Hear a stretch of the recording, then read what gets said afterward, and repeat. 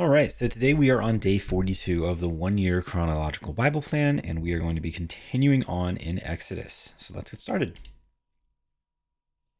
Exodus 32, the golden calf. When the people saw that Moses was so long in coming down from the mountain, they gathered around Aaron and said, "Come, make us gods who will go before us. As for this fellow Moses who brought us up out of Egypt, we don't know what has happened to him."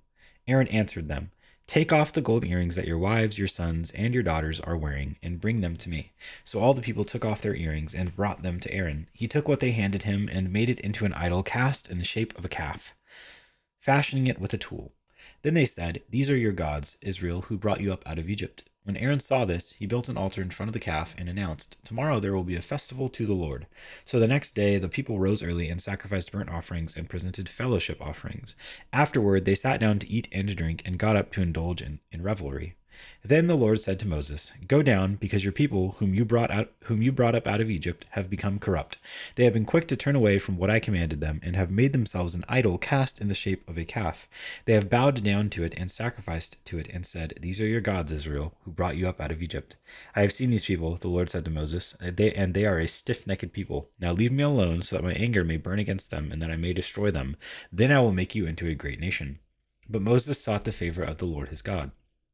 "Lord," he said, "why should your anger burn against your people, whom you brought out of Egypt with great power and a mighty hand? Why should the Egyptians say it was with evil intent that he brought them out, to kill them in the mountains and to wipe them off the face of the earth? Turn from your fierce anger, relent, and do not bring disaster on your people. Remember your servants Abraham, Isaac, and Israel, to whom you swore by your own self. I will make your descendants as numerous as the stars in the sky, and I will give your descendants all this land I promised them, and it will be their inheritance forever." Then the Lord relented and did not bring on his people the disaster he had threatened. Moses turned and went down to the mountain with the 2 tablets of the covenant law in his hands. They were inscribed on both sides, front and back. The tablets were the work of God. The writing was the writing of God, engraved on the tablets. When Joshua heard the noise of the people shouting, he said to Moses, "There is the sound of war in the camp." Moses replied, "It is not the sound of victory. It is not the sound of defeat. It is the sound of singing that I hear." When Moses approached the camp and saw the calf and the dancing, his anger burned, and he threw the tablets out of his hands, breaking them to pieces at the foot of the mountain. And he took the calf the people had made and burned it in the fire. Then he ground it to powder, scattered it on the water, and made the Israelites drink it. He said to Aaron, "What did these people do to you that you led them into such great sin?" "Do not be angry, my lord," Aaron said. "You know how prone these people are to evil. They said to me, 'Make us gods who will go before us.' As for this fellow Moses who brought us up out of Egypt, we don't know what has happened to him." So I told them, whoever has any gold jewelry, take it off." Then they gave me the gold, and I threw it into the fire, and out came this calf. Moses saw that the people were running wild, and that Aaron had let them get out of control, and so become a laughingstock to their enemies. So he stood at the entrance to the camp and said, "Whoever is for the Lord, come to me." And all the Levites rallied to him. Then he said to them, "This is what the Lord, the God of Israel, says. Each man strap a sword to his side, go back and forth through the camp from one end to the other, each killing his brother and friend and neighbor." The Levites did as Moses commanded, and that day about 3,000 of the people died. Then Moses said, "You have been set apart to the Lord today, for you were against your own sons and brothers, and he has blessed you this day." The next day Moses said to the people, "You have committed a great sin, but now I will go up to the Lord. Perhaps I can make atonement for your sin." So Moses went back to the Lord and said, "Oh, what a great sin these people have committed. They have made themselves gods of gold. But now please forgive their sin. But if not, then blot me out of the book you have written." The Lord replied to Moses, "Whoever has sinned against me, I will blot out of my book. Now go, lead the people to the place I spoke of, and my angel will go before you. However, when the time comes for me to punish, I will punish them for their sin." And the Lord struck the people with a plague because of what they did with the calf Aaron had made. Exodus 33. Then the Lord said to Moses, leave this place, you and the people you brought up out of Egypt, and go up to the land I promised on oath to Abraham, Isaac, and Jacob, saying, 'I will give it to your descendants.' I will send an angel before you and drive out the Canaanites, Amorites, Hittites, Perizzites, Hivites, and Jebusites. Go up to the land flowing with milk and honey, but I will not go with you, because you are a stiff-necked people, and I might destroy you on the way." When the people heard these distressing words, they began to mourn, and no one put on any ornaments. For the Lord had said to Moses, "Tell the Israelites, you are a stiff-necked people. If I were to go with you even for a moment, I might destroy you." Now take off your ornaments, and I will decide what to do with you." So the Israelites stripped off their ornaments at Mount Horeb, the tent of meeting. Now Moses used to take a tent and pitch it outside the camp some distance away, calling it the tent of meeting. The tent of meeting. Anyone inquiring of the Lord would go to the tent of meeting outside the camp. And whenever Moses went out to the tent, all the people rose and stood at the entrances to their tents, watching Moses until he entered the tent. As Moses went into the tent, the pillar of cloud would come down and stay at the entrance, while the Lord spoke with Moses.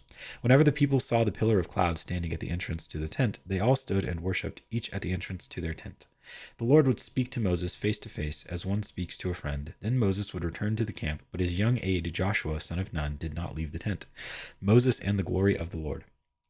Moses said to the Lord, "You have been telling me, 'Lead these people,' but you have not let me know whom you will send with me. You have said, 'I know you by name, and you have found favor with me.' If you are pleased with me, teach me your ways, so I may know you and continue to find favor with you. Remember that this nation is your people." The Lord replied, "My presence will go with you, and I will give you rest." Then Moses said to him, "If your presence does not go with us, do not send us up from here. How will anyone know that you are pleased with me and with your people unless you go with us? What else will distinguish me and your people from all the other people on the face of the earth?" And the Lord said to Moses, I will do the very thing you have asked me, because I am pleased with you, and I know you by name." Then Moses said, "Now show me your glory." And the Lord said, "I will cause all my goodness to pass in front of you, and I will proclaim my name, the Lord, in your presence. I will have mercy on whom I will have mercy, and I will have compassion on whom I will have compassion. But," he said, "you cannot see my face, for no one may see me and live." Then the Lord said, "This is a place near me where you may stand on a rock. When my glory passes by, I will put you in a cleft in the rock and cover you with my hand until I have passed by. Then I will remove my hand, and you will see my back, but my face must not be seen." Exodus 34. The new stone tablets. The Lord said to Moses, "Chisel out 2 stone tablets like the first ones, and I will write on them the words that were on the first tablets, which you broke. Be ready in the morning, and then come up on Mount Sinai. Present yourself to me there on top of the mountain. No one is to come with you or be seen anywhere on the mountain. Not even the flocks and herds may graze in front of the mountain." So Moses chiseled out 2 stone tablets like the first ones, and went up Mount Sinai early in the morning, as the Lord had commanded him. And he carried the 2 stone tablets in his hands. Then the Lord came down in the cloud and stood there with him and proclaimed his name, the Lord. And he passed in front of Moses, proclaiming, the Lord, the compassionate and gracious God, slow to anger, abounding in love and faithfulness, maintaining love to thousands, and forgiving wickedness, rebellion, and sin. Yet he does not leave the guilty unpunished. He punishes the children and their children for the sin of the parents to the 3rd and 4th generation.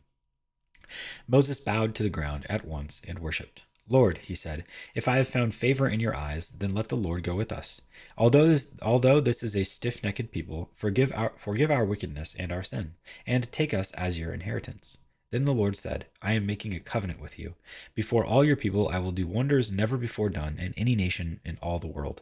The people you live among will see how awesome is the work that I, the Lord, will do for you. Obey what I command you today. I will drive out before you the Amorites, Canaanites, Hittites, Perizzites, Hivites, and Jebusites. Be careful not to make a treaty with those who live in the land where you are going, or they will be a snare among you.